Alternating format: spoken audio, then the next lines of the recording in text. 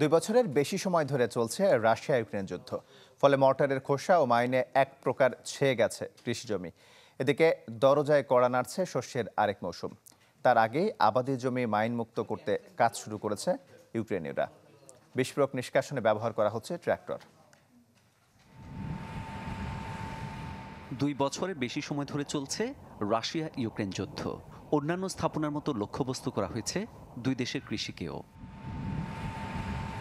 যেখানে সেখানে পড়ে আছে মাইন, ফলে চাষাবাদে বেশ বেগ পেতে হচ্ছে কৃষকদের।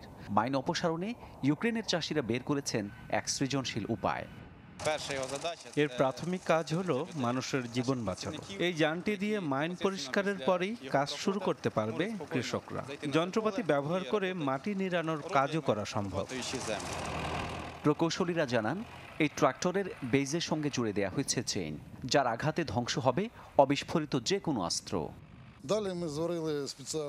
আমরা মূলত একটি ডিমাইনিং যান তৈরির চেষ্টা করছি, যার মাধ্যমে ধ্বংস হবে অবিস্ফোরিত অস্ত্র। ট্রাক্টরটি ধ্বংসের সম্ভাবনা থাকলেও মানুষকে বাঁচানো যাবে, কারণ এতে রিমোট কন্ট্রোলের ব্যবস্থা আছে। দূর থেকে নিয়ন্ত্রণের ফলে দুর্ঘটনা কমবে। দুয়ারে কড়া নাড়ছে পরবর্তী শস্য মৌসুম। তাই কৃষকদের সুরক্ষায় পুরো মাইকোলাভ অঞ্চলে কাজ শুরুর আশা করছেন উদ্যোক্তারা। ক্ষেতগুলো রকেট লঞ্চারের লেজ ও শেলে ভরা। খাদ্য নিরাপত্তা দিতে যারা রয়ে গেছে, আমরা তাদের বাঁচানোর চেষ্টা করছি।